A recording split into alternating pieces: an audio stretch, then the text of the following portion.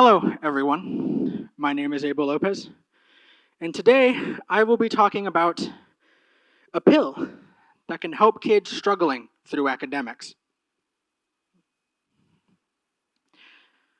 But it's not just a traditional pill, one that you take every 8 hours, but rather it's a pill you take every time you do or see something. And the best part is that with little effort, you can yield results in weeks. But to understand this pill, I have to ask all of you a rhetorical question. What do Einstein and Newton have in common? Well, they were geniuses, but they were also speakers. Rarely were they talkers. Speaking is intentional. I am speaking to all of you. And talking is casual. I talk with my friends. We gossip, we talk about things, but we're not conveying any information, are we? And TikTok is a lot of talking. It's very casual. They speak gibberish on there. The information they provide is not always helpful. And my generation has conditioned themselves to watch hundreds of 6-second videos that have no information. It's just occupying yourself. You're not doing anything. You're not learning.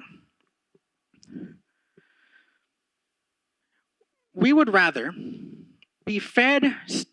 scroll and be fed what the algorithm feeds us than critically understand what we're being fed. So what is a high schooler to do in this mouth of madness where algorithms and machines are designed to keep us online every waking hour of our lives? What is a high schooler to do? What's anyone to do? Well, this part here is the magic pill. It turns out that to rise above the machine, to be better than TikTok, AI, and Instagram Reels, you have to change the way you speak. You have to change the words you use when you talk to people and describe things. And really, what I'm saying is you have to widen your vocabulary. But it's much different than looking on thesaurus.com and replacing words that you already know. You have to know the words you're using. You have to understand what you're saying, just at a higher level. Talking like you're padding out the word count on an essay. Talking like, I feel strongly that the events that will unfold in these chambers were very possessive, were very negative. No. Okay. A, you sound like you're straight from the 1800s, and B, it doesn't make you smarter. And if it does, not meaningfully. In order to really reap the reward of this pill, you have to be precise in what you say and concise in how you say it. You could take my word for it, and you'd maybe believe me. But first, let me show you a study, or tell you about a study done in Pakistan involving 124 school children and a couple of tests. The study said some obvious things, like the kids who knew more words did better on the reading test. You know, in other news, I woke up and the sky was blue. But then it said something strange, something unique, something that really sparked my interest in this subject. Why I'm standing before you. Apparently, the kids who had a wider vocabulary, who knew more words, did better on general exams, think mathematics and science, than the kids who didn't know nearly as many words. Okay, coincidence, right? There's no way, maybe incidental, there's no way that just learning more words makes you smarter. Which is why I show you a second study done in Saudi Arabia, following school children throughout their academic year. And this table that I'm going to show you might become one of your favorite tables after this event. Translated to English for your viewing pleasure, on the far left are what are called predictors, or models.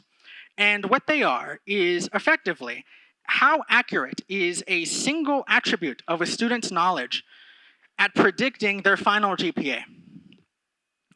And if you look with me here, academic vocab and general vocab have a higher correlation to predicting final GPA than IQ.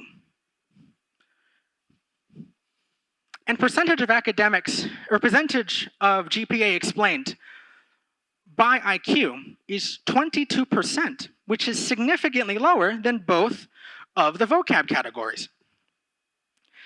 And variance, while close, is still lower for the side of vocabulary. So what does this mean? What does this lead you? What does this lead me to tell you? It tells us, that IQ, the measurement for raw computational power, it stands for intelligence quotient, is not that accurate a predictor for final GPA versus just knowing more words. To some of you, this might not be news. IQ does not always directly mean higher GPA. Einstein dropped out of high school. But for some of us, for some high schoolers, for collegiates who believe that they are not ready for academics, for academia, that they're just not smart enough, that they're not capable, this table is a little perspective changing. Being smarter just means knowing more words. But it's not just about changing your words for one day, or a week, or maybe even a month. It's about having a sustained change in what you say, your wordplay. Okay, speaker, I hear you asking me. I thought this required no effort. Okay, well, if you record the video and look at the transcripts to the beginning of my speech, I said it required little effort, not no effort. There's some sustained effort you have to put into it, but I'm not assigning you a regimen. I'm not going to make you study or go to bed at 5 a.m. Instead, I'm going to ask you to picture this. Consider the following. You are at the doctor's office because you have the flu. And the doctor tells you, okay, I'm going to give you this pill bottle. And by the end of this week, you should have consumed all of the pills if you have taken them accordingly. I want you to take them once every 8 hours. Take one. And you say, okay, sure. So you go home and you get ready for bed and you take one pill, and then for the rest of the week you never take one again. And you complain that you're still sick. That's kind of what this is, this magic pill I'm prescribing all of you. There has to be, again, effort, a continued effort in taking this medication. But what does that mean, taking the medication? What does that mean? Well, it means that you have to more intelligently study your surroundings. And here, we'll do a practice. I'll make the first few dosages easy. Let's see here. This venue is colorful. That's a good sentence. I indicate two things. A, I imply that I like the venue by giving it a positive attribute. And B, I indicate that I like the colors because I said it. I put in the effort to say it. But there's a better way to say that. If I wanted to express more nuance in the colors, I could say that this venue is painterly. Paint an image in your head. Which, by the way,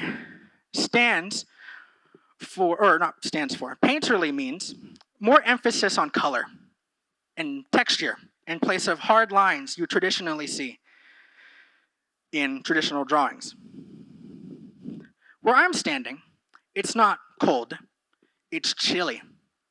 And earlier today, in preparation for this speech with one of my friends, I was both equally excited as I was nervous. I could replace the word nervous if I want to express that I was more nervous in preparation. I could say instead, In preparation for the speech with my friend, I was equally excited as I was anxious. Anx really adds the oomph to the final nervousness, I think. What you say is subjective, but you have to believe in it. You have to mean what you say. So before you go home today, I want you to look at one of the speakers, or maybe the food if you'll order any, or maybe a detail, a facet in this room. And I want you to assign it an adjective, describe it intelligently.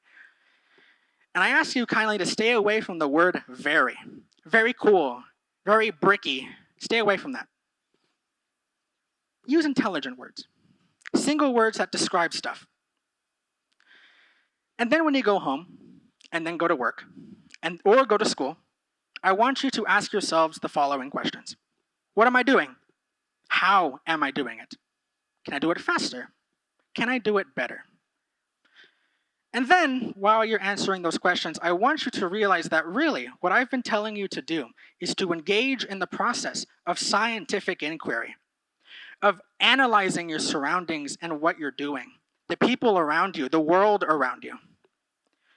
And then, I want you to realize that really I've been saying the obvious this entire time. I've been saying 1 + 1 = 2 this entire speech.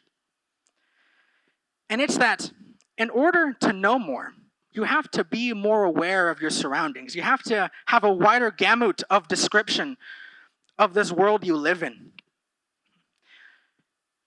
In other words, what I'm really saying is that in order to know more, you have to know more. Thank you.